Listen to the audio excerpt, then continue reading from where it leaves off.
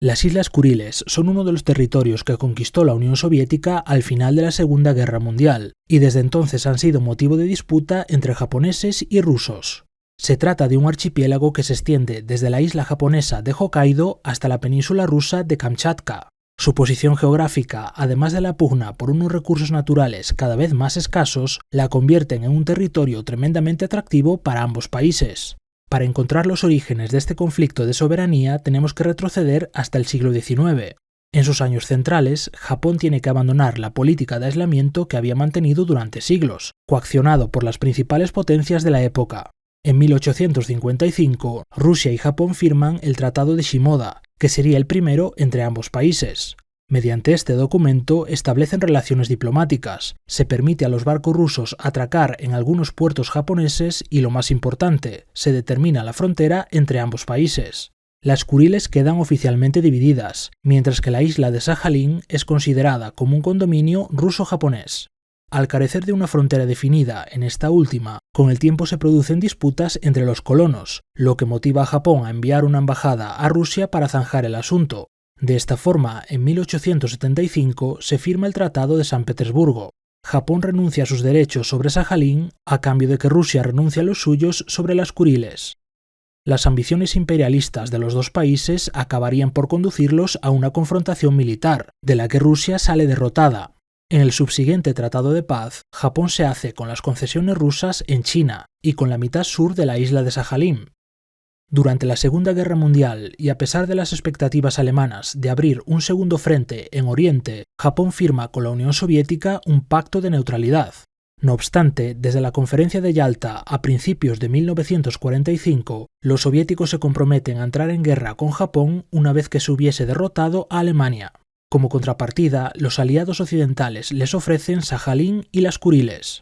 Estos territorios serían ocupados por el Ejército Rojo durante los últimos días de la guerra. La conquista fue seguida de la deportación de la población japonesa. En los años que siguieron a la rendición de Japón, comienzan a aparecer grandes fisuras entre los vencedores, dando paso a lo que más tarde se conocería como la Guerra Fría. Consensos previos establecían que Japón quedaría reducido a sus islas principales y a las islas menores que determinasen los vencedores. El problema aquí era justamente ese.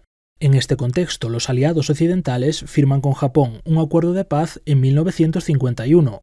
Mediante el documento, Japón renunciaba a la soberanía de los territorios adquiridos mediante la fuerza, pero referente a las Kuriles, el texto no mencionaba la transferencia de esa soberanía a la Unión Soviética, por lo que es rechazado por ese país.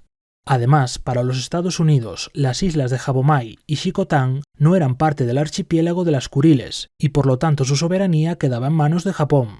Para los japoneses, tanto esas islas como las de Iturup y Kunashir eran parte constituyente de sus territorios del norte, y por lo tanto no las consideraban afectadas por las obligaciones de la capitulación.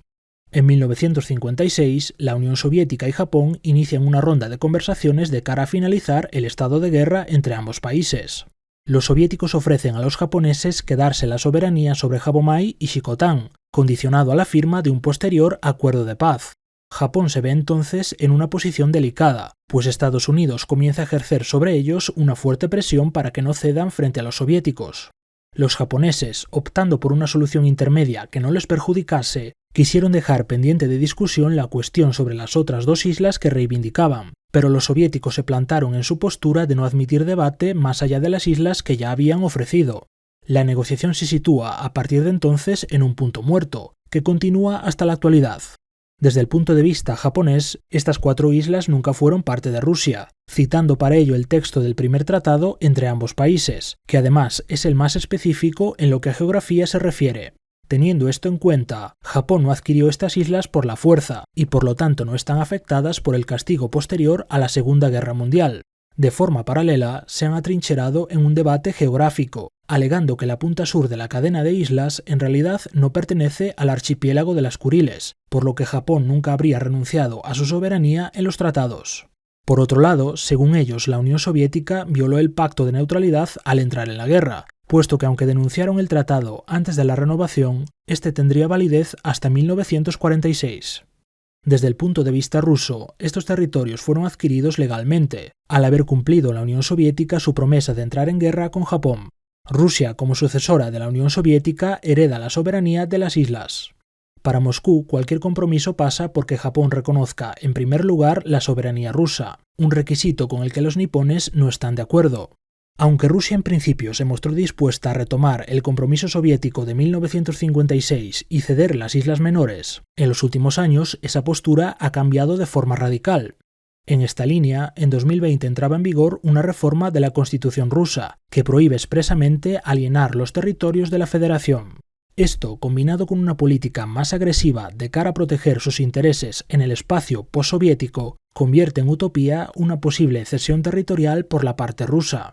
Como conclusión a este vídeo, hay que apuntar que en realidad el conflicto de las Kuriles se enmarca dentro de un escenario geopolítico mucho más grande. Los Estados Unidos buscan contener a Rusia y a China en el Océano Pacífico, y para ello desarrollan una estrategia que consiste en formar líneas defensivas apoyándose en las islas. Si bien este concepto no llegó a jugar un papel principal durante la Guerra Fría, ahora el escenario geopolítico ha cambiado. El centro del poder político y económico se está desplazando hacia Asia. Me atrevo a decir que en los próximos años se hablará cada vez menos de Oriente Medio y cada vez más de la región de Asia-Pacífico. En resumidas cuentas, Rusia necesita las Kuriles para mantener una salida segura al Océano Pacífico, aunque, como os decía al principio, en el mundo actual los recursos pesqueros y el petróleo son factores determinantes tan importantes como los militares.